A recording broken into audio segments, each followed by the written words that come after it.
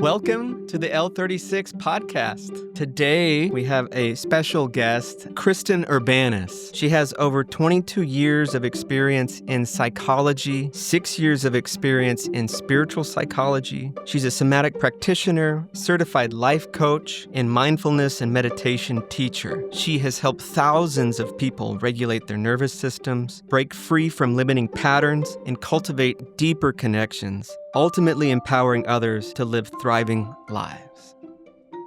Welcome. Welcome, Thank Kristin. you. Thank you for having me. Yes, thank you so much for being here today. I'm so excited to talk to you and explore these concepts with you. I want to ask you, as we were crafting your bio, as I was crafting your bio, I think I was just scrolling and scrolling through pages and pages. That short bio did not do justice to the amount of education, credentials, experience, and your wealth of knowledge. Is there anything else that you would like to add to this, to your bio, or a description about what it is that you do? Oh, thank you. Well, I work with families, and so kids, teenagers, parents, leaders. I mean, I think of everyone as a leader in their lives, but when I think of the word leader, often we refer to like corporate leaders or people who are leading teams and companies and things like that. So I work with all sorts of people all around the world. I mean, mostly in the US, but sometimes outside of the US. And I work with people on the level of, kind of all levels of consciousness. So the mind, emotions, nervous system, belief structures and belief systems, unconscious. And so I think that all of the education and experience just lends itself to being able to work with people in a way that, for me, it seems to create, long-lasting and sustainable change that often people are looking for, but maybe don't know how to get to it or don't know what they need in order to get to that type of change or experience. So if for a listener right now, if they were to really take all your words on this podcast episode to heart, what could they pose to gain in their lives? Well, I think clarity and maybe context for understanding how and why we experience what we experience as humans. And often, most importantly, how do we shift our experiences into something that we actually want to have? And how do we be with challenging experiences? And how do we consciously live and co create our lives? Okay, so I wanted just to kind of kick off with, you use several modalities. You have several types of fields of study. It's almost like you've had like 3 different professions, but then you find the intersection of all of them. You have your psychology background, you have your spiritual psychology practice, you have your mindfulness practice, your yoga, and your somatic. Do I have those right? Or are there more? There are many more, probably. Can you Yeah. just kind of describe the modalities and how they work? Sure. So maybe we start with describing consciousness and then even talk about like why is it important to have those modalities? Okay. Mm-hmm. Yeah, sure. Yeah. Because I kind of referred to this, but I often say to people, we're multidimensional in consciousness. We have a mind, but there's so much more that's driving us than just our mind. I think a lot of people know that by now. Yeah. Right? We have emotions, we have beliefs, we have a nervous system, we have energy, we have a physical body, and all of that influences how we experience our lives. So when we talk about, a lot of times people will say like, "Oh, I want to, achieve this goal. I want to have a family, I want to, meet a partner, or I want to be respected at my work. I want to get a promotion." I mean, there's so many things we can want, but often what people are really looking for is a different inner experience. So I want to get a promotion at my job. Oftentimes it could be like, I want to feel empowered. I want to have impact.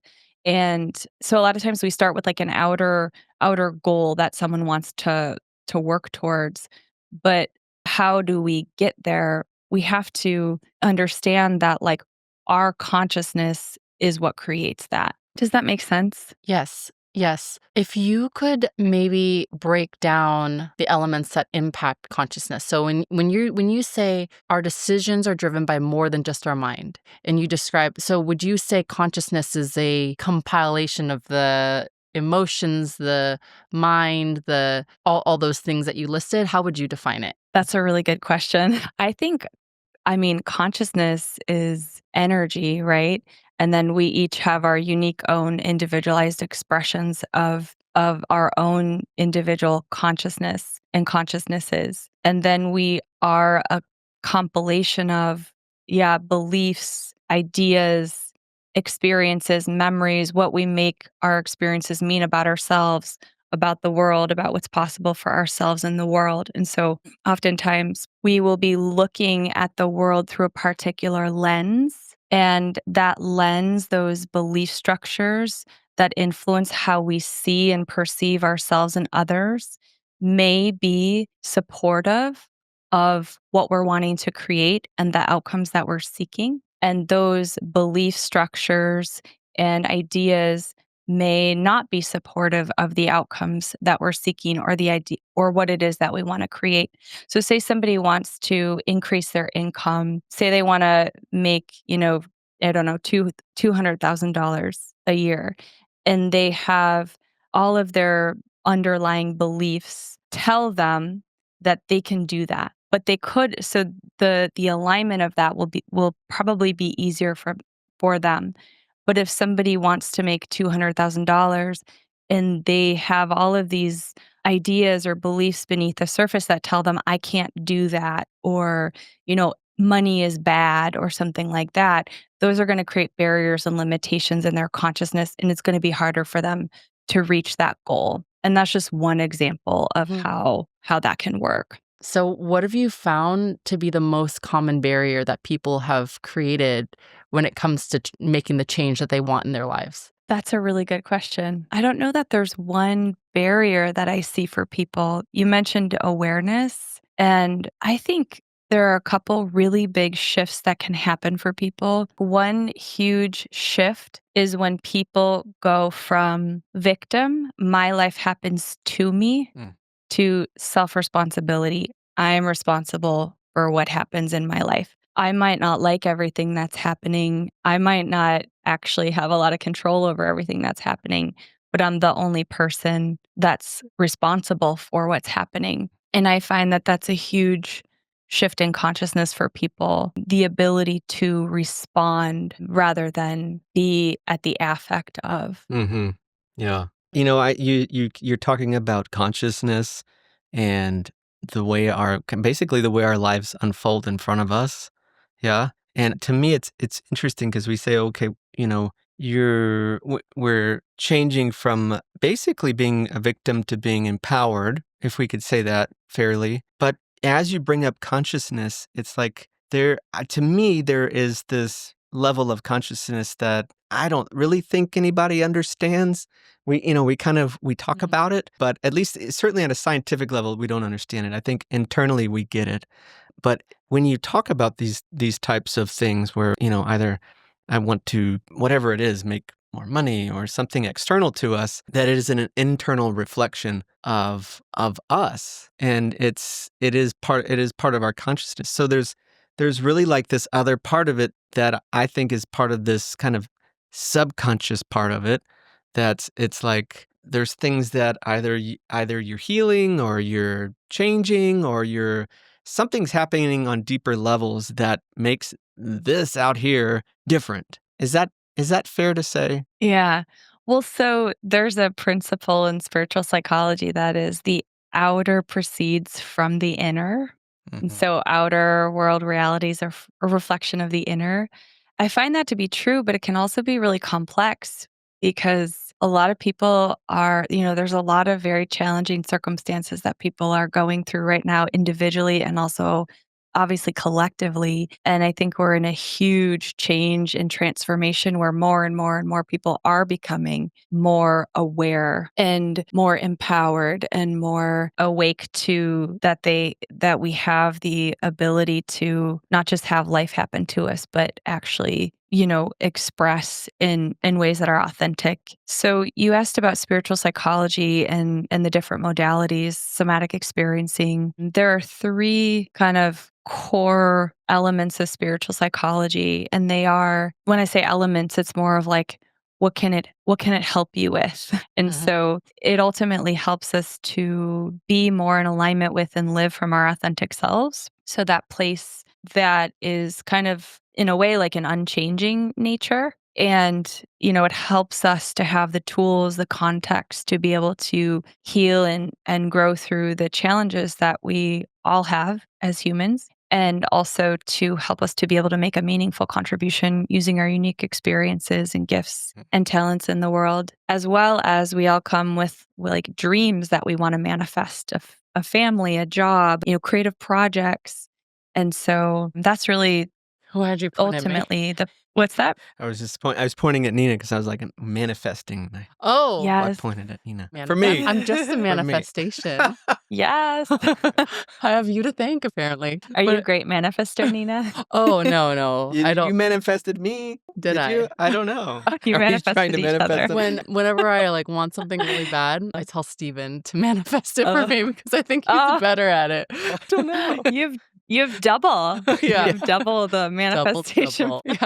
Yeah. We can team up. I feel like you'd be good at it too, Kristin. I'm gonna go Great. send you. Now that I have your number, I'll just send you random things to help me manifest. I'm on it. I don't want to take away from when you're talking about authentic self, and I really want to know how you define authentic self, and I have kind of a thing that's been nagging at me about the concept of authentic self that I want to ask you about in a minute, that I'm sure a lot of people ask you, but yes, can you define what the authentic self is? Yeah, so I'll define it in the way that I know, and there might be other definitions.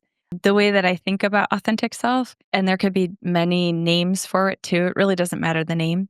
In spiritual psychology, we would define it as a higher level of consciousness that we all have access to inside. It's kind of like the part of you that you trust to make big decisions for yourself. But it's really a space of, inner wisdom and strength. I think of it more as like the qualities that it's defined by. So compassion, patience, strength of heart.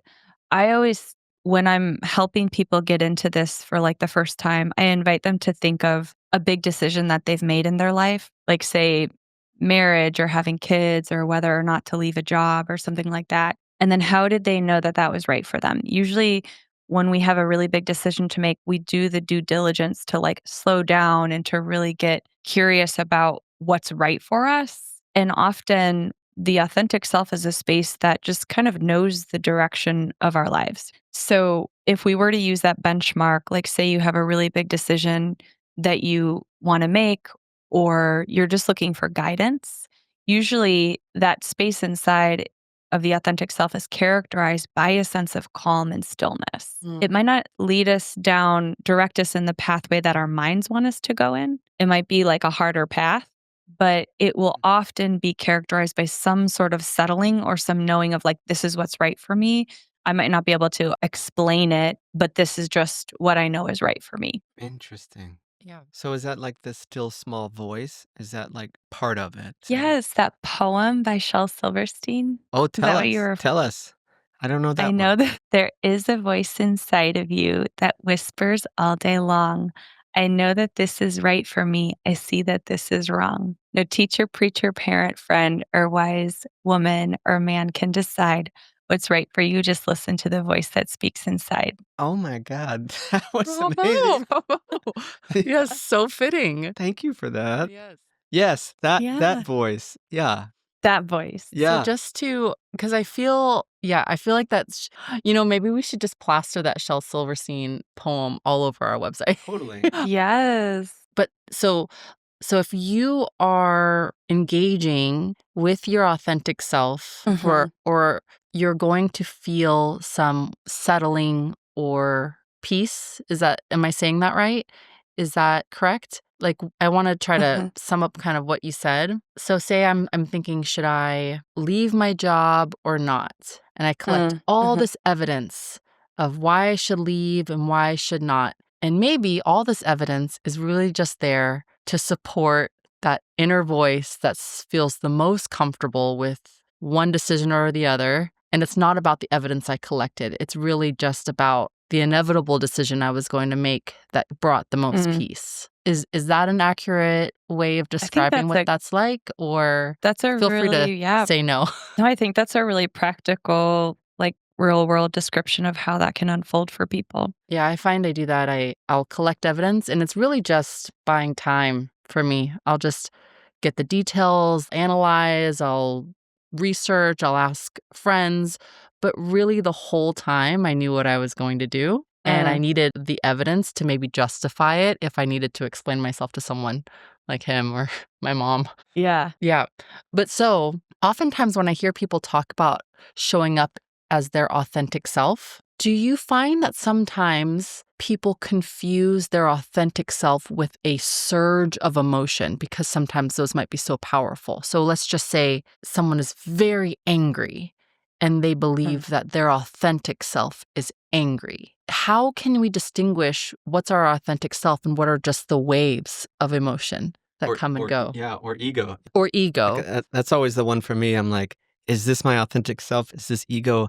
How do I know? Yeah. Those are such good questions because there's authentic expression, which might be for some people in the moment, expressing anger or expressing sadness. Like we don't want to hide, we don't want to stuff down our experiences, right? We don't want to feel sadness and then hide it and stuff it down because that leads to illness and disease and some sort of something. It doesn't just go away.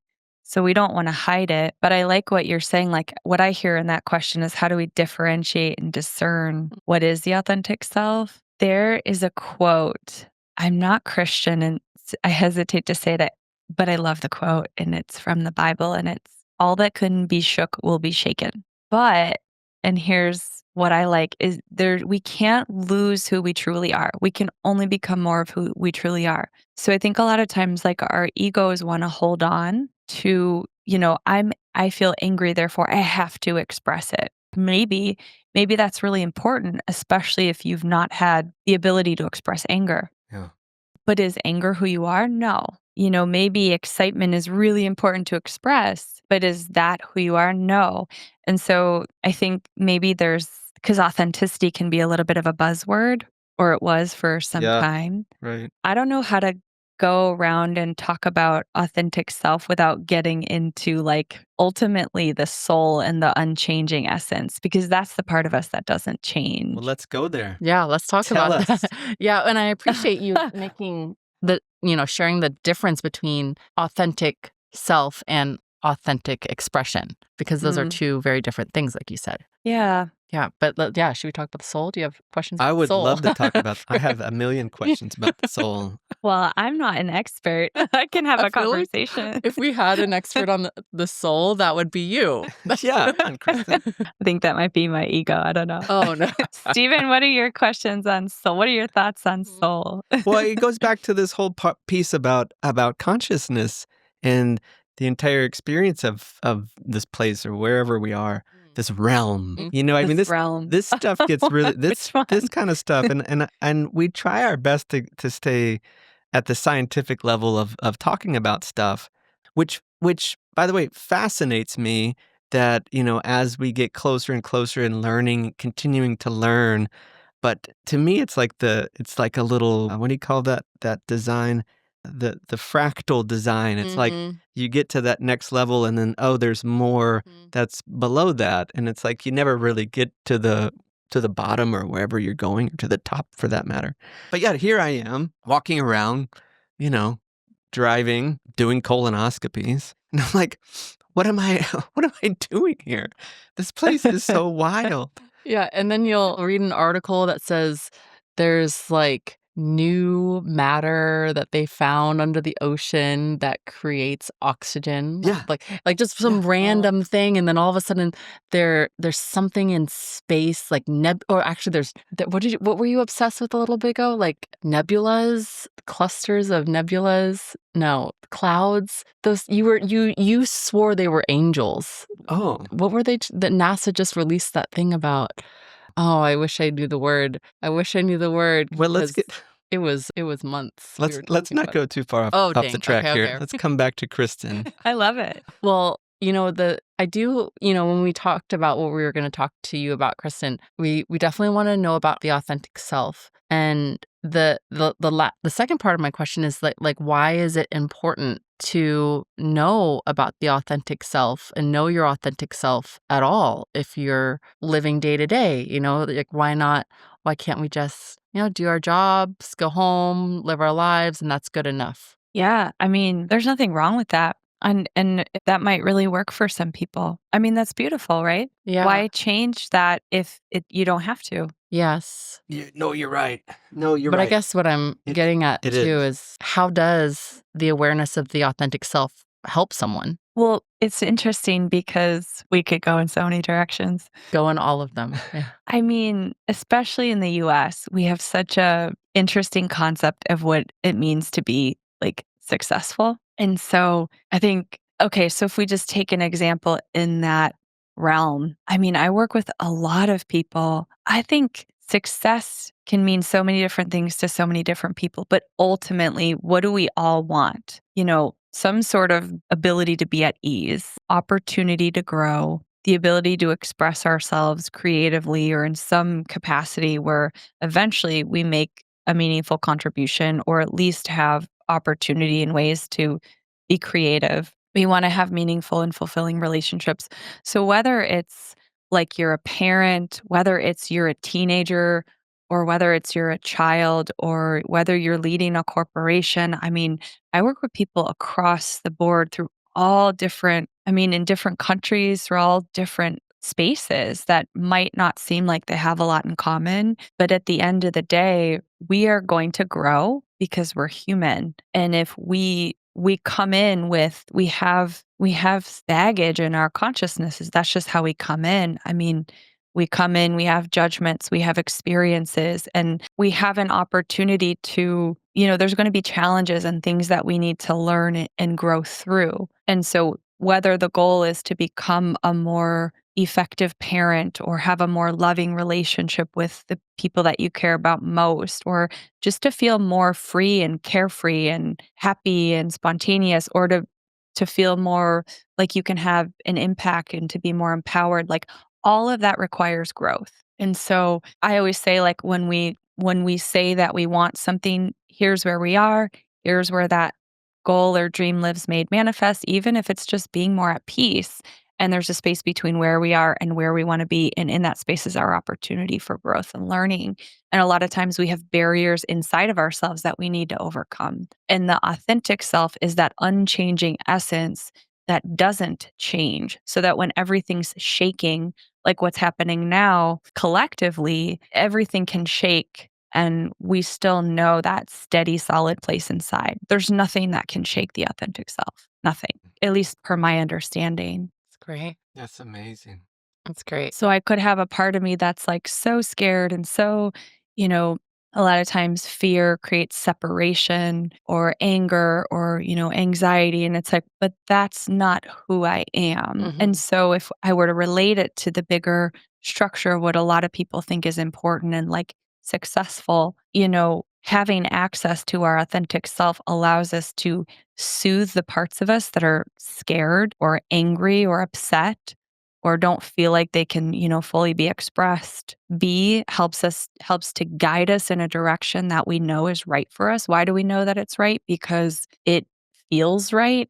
Because if you Mhm. start to go in the opposite direction, and this can obviously take practice and discernment over time, but usually people, as you said, Nina, you had a sense of what was right for you all along. You were just gathering evidence to convince more and more parts of you that it was right. Yeah. So But well, it's funny. I just all the things that you talk about, it feels like those are all the things that I want. yes. Like Yeah. How as so? well, like as much as I wish, Say more. like as much as I wish I could drive to work and do my job and come home every day. It's like there is this deeper, seeking of this. I don't know, this deeper world that I know that is within me. Or as you were talking, what was coming up for me was a returning to my innocence, like most of my adult life, I've wanted to just go back to being that kid that I was when I was, 5 or 6 years old.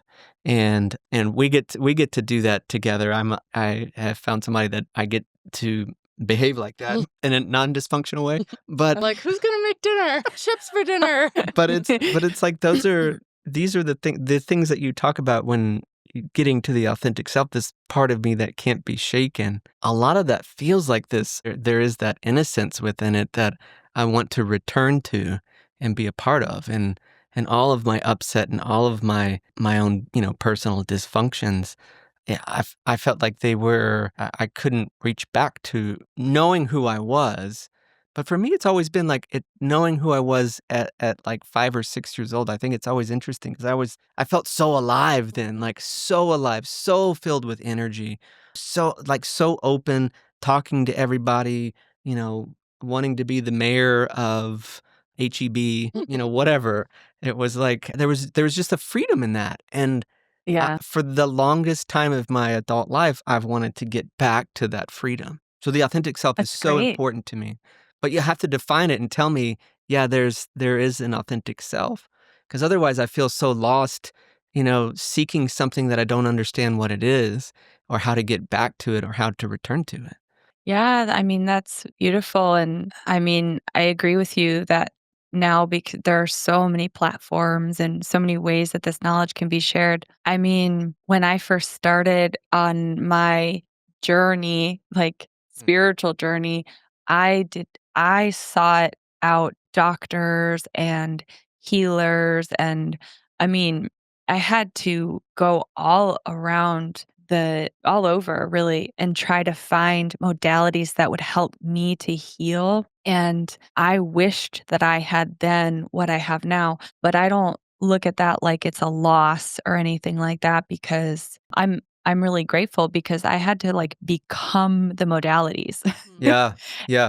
and now, facilitate them. I think it's amazing. I But really respect you for that. the standard modalities at that time, they didn't work for me. Mm. So, like, the standard, even, like, doctors and, the standard cognitive behavioral therapy and all that, that didn't work for me. It didn't even begin to touch what I was experiencing.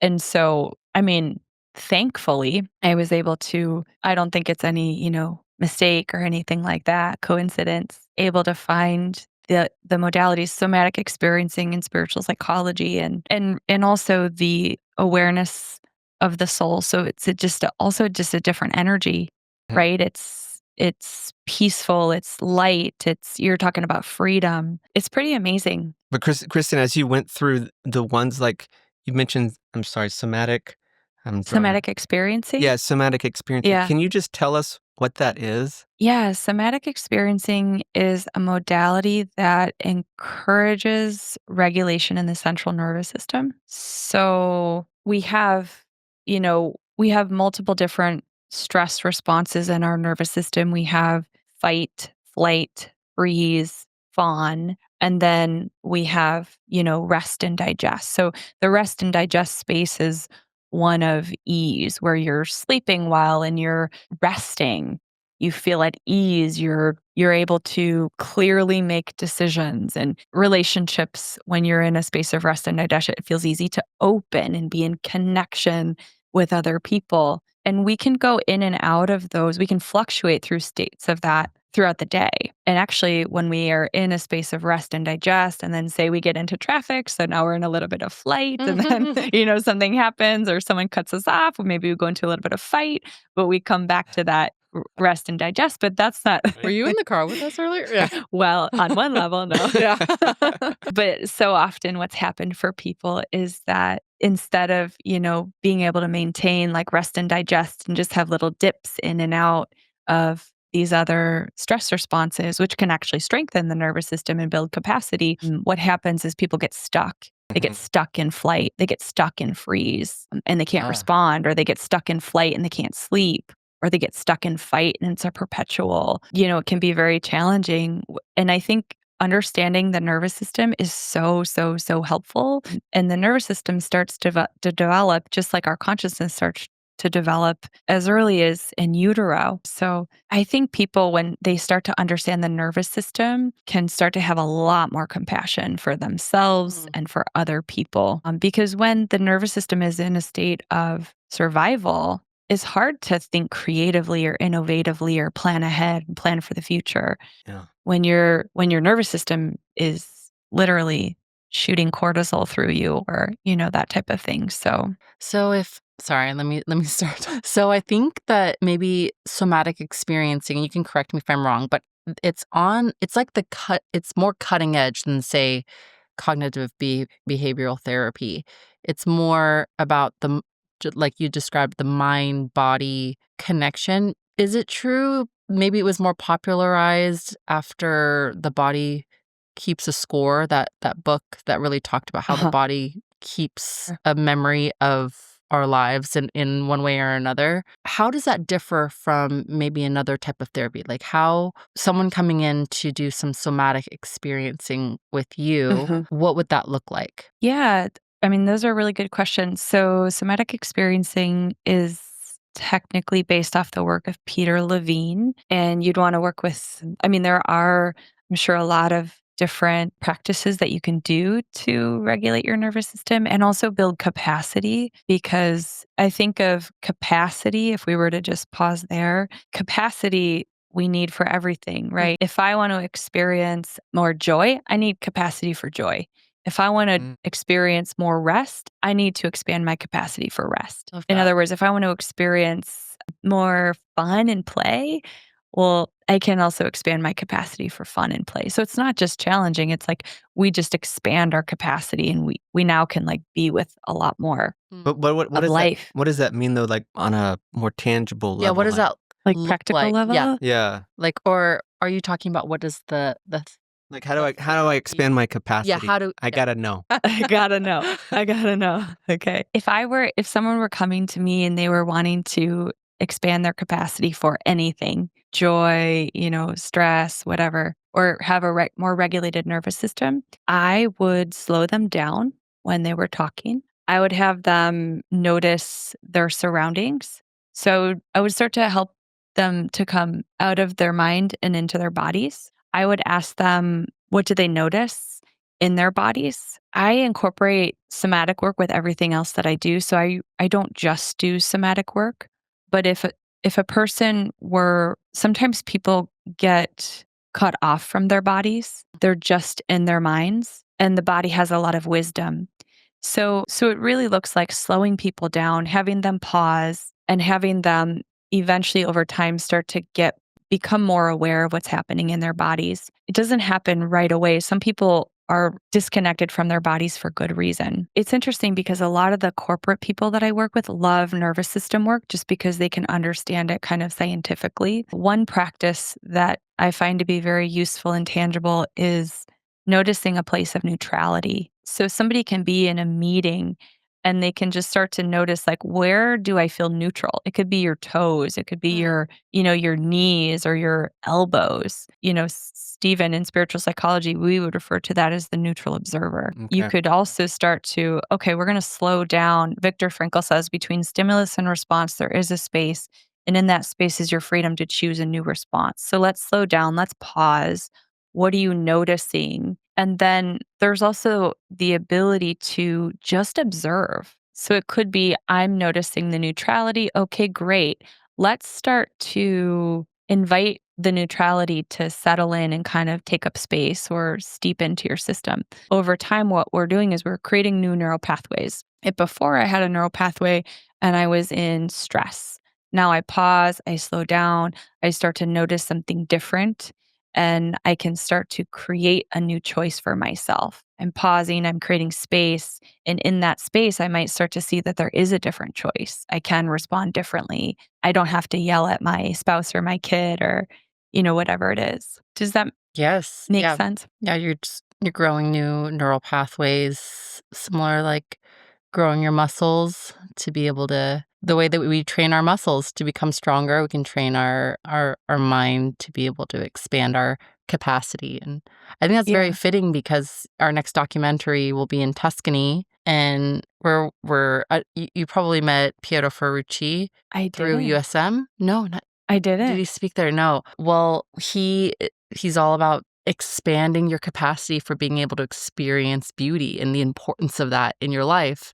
And so we'll be Wow. spending some time with him talking about how to expand our experience or expand our capacity for beauty. So hopefully we'll come back and we'll just have this massive capacity for beauty. Everything will be beautiful. Amazing. But it's pausing, it's giving space. Mm, It's pausing in that moment and giving the moment a chance to breathe. And whether Yeah. you're in a stressful moment or you're in beauty, Beautiful moment. yeah, Yeah. beautiful. Yeah, so you give the moment a chance. Give it a chance to actually like come inside of you and or get outside of it. Right. Yeah, so that's neat. So that's kind of the path into the somatic experiencing. That's interesting. People do want changes in their lives. Yeah. And that scenario I gave where someone goes to work, comes home, and they're happy with everything Yeah. without access to what you described as the authentic self, that unshakable self, without access to the guidance and the soothing Uh-huh. that the Yep. authentic self provides, this life is less fulfilling. And it makes a strong case for, I want to live life being able to be soothed and guided at the most important times in my life and have access to that unshakable self. I want that. So I do think that if we want to make changes and grow in our lives, that sounds like a really great place to start with our authentic self.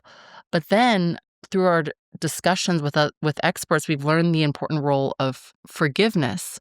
So when people come to you eager to make a change, eager to grow, eager just to live the life that they want to live, where does forgiveness factor into that equation? Yeah, that's a great question. I think that when things don't go our way, when we get upset about life, anything from the person cutting us off in traffic to, how we were raised to the direction that our country's going into. I mean, anything, right? Mhm. My boyfriend died when I was in my 20s. It can be so easy to, when something doesn't feel good, blame blame someone, blame something, blame ourselves, and look for who can we blame? Where can I point my finger? And we're actually, in some ways, I think we're taught to do that. But that judgment and blame and criticism starts to weigh us down.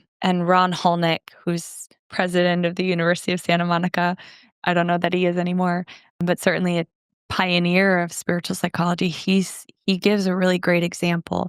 The judgments start to become like boulders in a backpack that we carry, and then things start to feel really heavy. When forgiveness is our way out of that, and if forgiveness doesn't work for you, you could use the term letting go. So if I'm holding on to all of this anger and resentment and bitterness towards myself and the world and the way that things went for me, I'm going to feel really, really weighed down. When I start to forgive or let go of the judgments, and it could be anything from like life is not fair to no one's there to support me through my hard times to no one pays attention to me at work to, whatever it is, that it's like those things weigh us down, and the forgiveness, the letting go of those beliefs helps to free us. So the forgiveness, we don't do forgiveness for anyone else but ourselves. If I'm going to forgive the way that I was treated by a parent when I was younger, I'm the one who gets free from that. Or if I'm going to forgive, like God or whoever, that my boyfriend died when I was in my early 20s, like I get free. Who's being brought down by that? I'm being brought down by that. So I get free from that. And then I have more energy and access to my authentic self. Why? Because the authentic self was always there. It's that unchanging nature. It's just all the judgments and the baggage that limits our awareness of that. So the more that I can forgive, the more that I can get free. And I win in that situation and circumstance. Beautiful. I can recall, I remember when I started with this forgiveness work, I thought it was just like, what am I doing? Like compassion, let me forgive myself. Okay, whatever, man. And as you start to do that practice over and over and over and over for months on end, I started to realize that was the only way out for me. For me, what I was dealing with internally, that was the only way out, and was for compassionate self-forgiveness, for forgiving myself. Like once I really gave in or surrendered to truly forgiving myself, everything lined up. Anxiety melted away, like went away. I don't know where it went. I can't find it Yeah. again. Yeah, it was Wow. interesting because he was experiencing anxiety when we first started dating, and then a few years later, and I would see it play out sometimes, and then a few years later, never didn't see it again. Yeah. Yeah. But it was forgiveness. I Through mean, it was this forgiveness. forgiveness path. And I was like, wow, this is, and I guess you can describe that. You can use other words. You're overcoming your barriers, you're reframing. But when you make this life about a true hero's journey, you are the hero of your own life. And you have to go into the cave and you have to actually face, Yeah. the greatest foe and the greatest enemy. What I found is that the greatest foe or the greatest enemy in that cave is always me, is always Yeah. me. And so the faster that I came to forgiveness and the faster that I started to let that actually come through, just a completely different world for me. But in the beginning, you say forgiveness. I'm like, oh my God, like I don't, like that rational mind is like, this sounds like such a silly thing to say forgiveness. But I'm like, my God, like the true embodiment of self-forgiveness, compassionate self-forgiveness was unreal for me. So, and that's why at L36, I have made sure that that was a key point that we can talk about a million different times, because I think somewhere at some point, somebody might just hear, even one person Mhm. might hear that the idea of forgiveness here, and it might change their life too, because it changed Wow. mine. So that one's very powerful for me. Yeah. Well, Kristen, Yes. this has been I want so to ask a great. question about that, but Do I don't it. know if Do you it. Yeah. Stephen, what were you forgiving? Like what helped you make the shift? What helped me make the shift? Oh my I God, guess those are two Kristen. different questions. No, What were you forgiving? what was I forgiving? Well, I mean, there was always a misidentification of who I am. So much of my drama unfolded as a misidentification at professional levels. Who am I and what am I doing here and what's my purpose? And so coming to understand life as a lesson, as a learning lesson, and the power that forgiveness allowed me, it was a bridge to get to everything as a lesson in my life. Mm. That's what the forgiveness brought me to. And whether I'm a physician or I'm a storyteller or whatever I'm trying to create as an identity, it was about like the underlying lesson of whatever I'm going through. And to this day, I don't know if people in like sitting in church, like they get it. Maybe they do, but I didn't. And, like you, I went through a lot of different, I mean, I tried therapy and I did all kinds of things that I was supposed to do, and I never felt that heart.